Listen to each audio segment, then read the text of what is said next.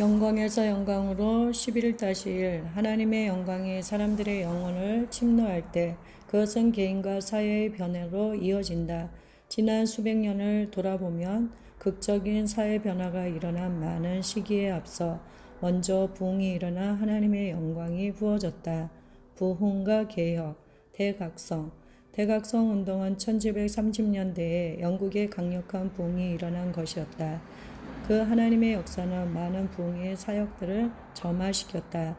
가장 유명한 것은 존 웨슬리와 찰스 웨슬리, 조지 휘필드였다. 휘필드를 통해 그 역사는 미국까지 확산되었고 그에 앞서 조나단 에드워즈가 이미 매사추세츠주 노샘픈터에서 불같은 설교를 하고 있었다. 영국에서는 수천 명의 사람들이 웨슬리 형제의 순회 사역을 통해 구원되었다. 그 회심자들 중에 젊은 윌리엄 윌퍼포스가 있었다. 그는 후에 국회의원이 되었다.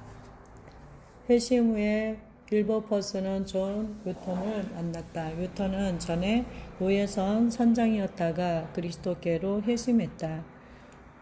윌퍼퍼스는 유턴의 이야기에 깊은 인상을 받았다. 노예 무역 중에 일어나는 가공할 학대를 유턴이 솔직히 털어놓았기 때문이었다. 이 젊은 정치가는 이어서 26년의 생애를 국회에 헌신하며 영국이 노예 무역을 중지하도록 로비를 펼쳤다. 그의 노력은 마침내 비폭력적이고 파격적인 변화를 영국 사회에 일으켜 노예 제도가 전면적으로 폐지되었다. 최근에 뛰어난 영화 어메이징 그레이스는 입법 활동을 통해 영국의 마음을 변화시키려 한 윌버퍼스와 불굴의 노력을 묘사한다. 나는 이 영화를 강력히 추천한다. 그 이야기는 어떻게 개인적 부흥이 사회 변혁으로 이어지는지 보여주는 좋은 예이다. 제2차 대각성 운동. 미국에서 일어난 제2차 대각성 운동은 1800년대에 동부 연안 지역과 서부의 켄터키 지역에서 일어났다. 이 하나님의 역사도 몇 가지 강력한 사회적 변혁에 불을 붙였다. 티모시 드와이트는 예일 대학교 총장이자 부흥가 조나단 에드워즈의 손자로서 모든 그리스도인에게 전심으로 하나님을 추구할 것을 강력하게 촉구했다. 그의 연설은 그의 유명한 할아버지를 연상시키는 것이었다. 많은 예일 대학생들이 감동을 받았고 그 중에 샘뮤얼 밀스가 있었다. 밀스는 나중에 매사추세츠주에 있는 윌리엄스 칼리지로 옮기면서 주님에 대한 신선한 열정도 함께 가져갔다. 거기서 밀스는 다른 4명의 학생과 함께 매일 동료 학생들을 위해 기도하기로 언약을 맺었다. 그 젊은이들은 보통 야외에서 모였지만 1801년의 어느 날 심한 폭풍우가 닥쳐서 그 그룹은 건초더미 속으로 대피했다. 거기서 기도하는 동안 하나님께서 그들의 영속에 세계 선교를 위한 학생 선교 활동을 시작하려는 열정을 주셨다. 역사는 그 사건을 건초더미 부흥이라고 명명한다. 그 비전으로부터 1810년에 첫 해외 선교회가 설립되었다.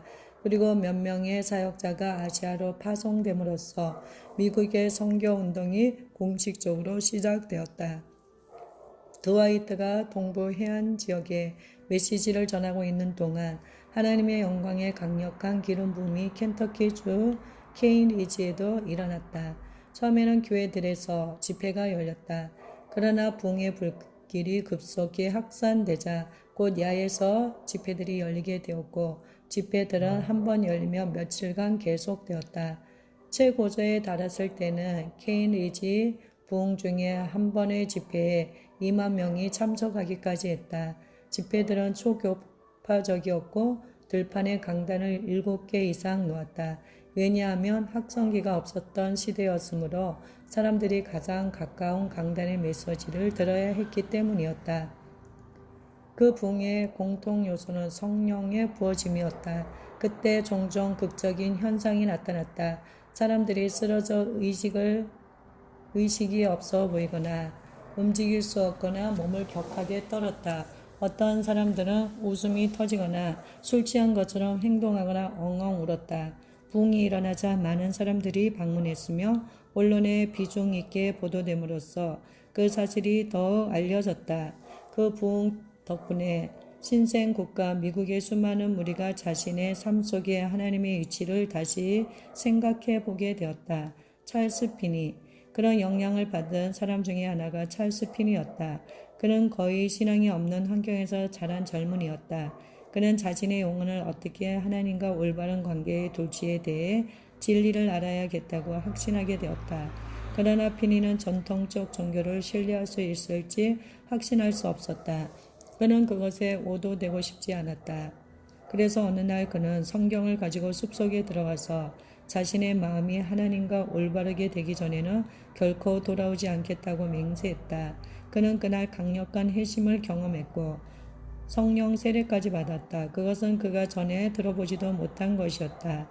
피니는 그 시대의 가장 영향력 있는 부흥가의 한 사람이 되었고 미국 동북부 지역의 수천 명의 사람들에게 말씀을 전했다.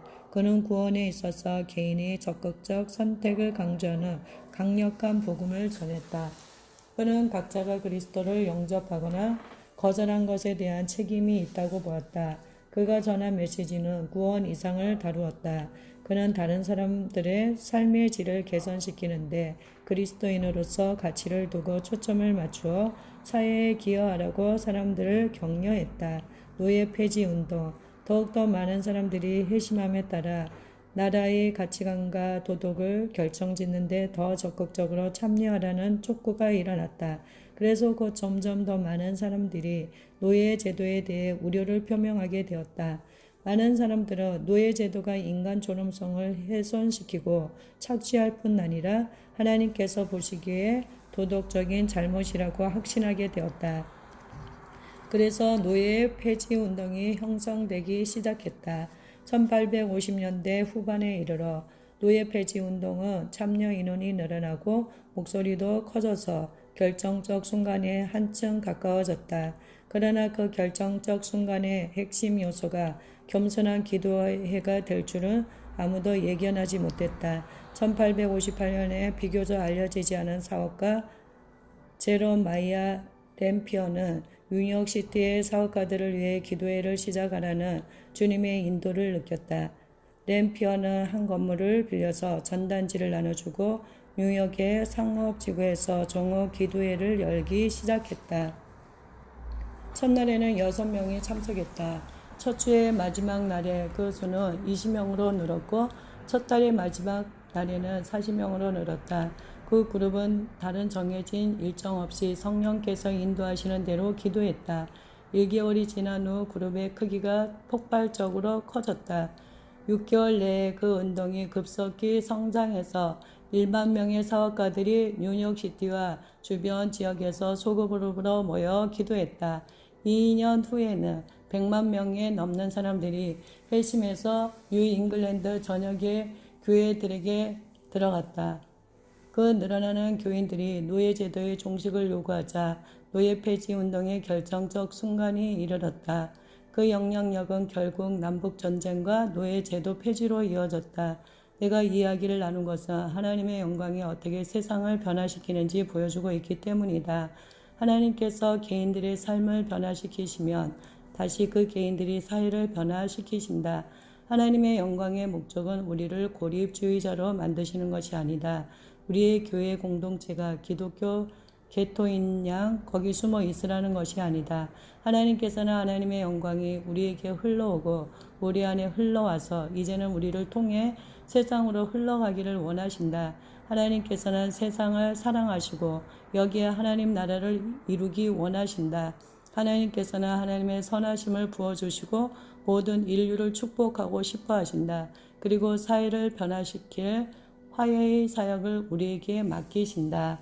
개인의 변화, 부흥으로 사회가 변화되기 전에 먼저 하나님의 백성이 변화되어야 한다. 사도 바울이 우리에게 말한다. 그중에 이 세상의 신이 믿지 아니하는 자들의 마음을 혼미하게 하여 그리스도의 영광의 복음의 광채가 비치지 못하게 함이니 그리스도는 하나님의 형상이니라. 사탄이 불신자들의 눈을 가려 그리스도의 진리를 보지 못하게 한다. 그래서 바울이 수건이 그 마음을 덮었도다 라고 설명했다. 그러나 하나님의 영광이 하나님의 나타난 임재를 드러낼 때 불신자가 하나님과 조우하고 복음의 진리가 그들에게 계시된다. 그리스도 예수를 구주로 영접하는 모든 사람들에게 하나님께서 예언적 약속을 주셨다. 또 새 영을 너희 속에 두고 새 마음을 너희에게 주되 너희 육신에서 굳은 마음을 제거하고 부드러운 마음을 줄 것이며 불신자가 그리스도를 통해 구원의 선물을 받을 때 하나님께서 성령과 새 마음을 주신다. 그들의 눈에서 비늘이 떨어지며 그들은 전에 이해하지 못했던 영적 실체를 보고 이해할 수 있게 된다. 그리스도를 영접하는 많은 사람들은 어둠에서 빛으로 극적인 변화를 경험한다. 그런 일이 사도 바울에게 일어났다고 사도행전 9장에 기록된다. 바울은 그때까지 사울이라는 이름이었고 그리스도인들을 가혹하게 핍박하고 있었지만 다메섹으로 가는 도상에서 하늘로부터 임하는 빛을 보았고 예수님의 음성을 들었다. 그 경험 후 사울은 눈이 멀어 아나니아의 기도를 받아야 했다. 사도행전 9장 18절에 따르면 아나니아가 사울에게 안수하며 성령 충만을 위해 기도했다. 그때 즉시 사울의 눈에서 비늘 같은 것이 벗어져 다시 보게 된지라고 기록된다. 그 순간에 사울은 능력으로 변화되었다. 그는 전에 의미 없어 보였던 것을 이해하게 되었다. 그것은 예수 그리스도의 실제, 그분의 희생의 죽음, 승리의 부활이었다. 그 즉시 바울은 복음을 전파하기 시작했다. 그런 파격적인 변화가 오늘날에도 여전히 일어난다. 최근에 한 친구가 부흥에 참석 후 내게 이런 얘기를 해주었다. 한 젊은 동성애자 남자가 집회에 왔다. 그는 집회가 사기이며 사람들이 돈을 받고서 치료되었다고 거짓말한다고 생각했다. 그 젊은이는 집회 내내 앉아 있었지만 가르침과 거기서 일어나는 치료에 전혀 감동을 받지 않았다. 예배의 마지막에 리더는 하나님의 영광을 전달받고 싶은 사람에게 안수하겠다고 했다. 자기가 본 것이 사실이 아니라고 여전히 확신하고 있던 그 젊은이는 줄을 서기로 결정했다. 모든 것이 사기라는 것을 스스로 확증하기 위해서였다. 리더가 와서 그 젊은이가 쓴 야구 모자의 가장자리를 가볍게 만졌다. 그러자 즉시 하나님의 영광이 그 젊은이에게 임해 그는 바닥에 쓰러졌다. 그는 주체할 수 없이 흐느껴 울며 회개하고 주님께 구원해 달라고 부르짖었다. 그는 다음날 저녁에 와서 자신의 파격적인 회심과 변화를 간증했다. 그는 이제 신자가 되었을 뿐 아니라 더 이상 동성애자가 아니었다. 그의 모든 동성애 욕구가 사라졌다. 우리는 오늘날 그런 파격적 변화가 필요하다. 우리도 하나님의 영광의 방문을 받아야 한다. 1960년대의 지저스 피플 운동 중에 200만 명의 10대들이 구원받았다. 그들은 히피였다가 하나님의 임재, 능력, 선하심을 통해 하나님의 영광과 조우하고 즉시 변화되었다. 나는 그런 엄청난 변화가 일어나 수천 수백만 명이 그리스도께 나아오며 그리스도를 따르기 원해서 모든 것을 바치게 되는 것을 보기를 갈망한다.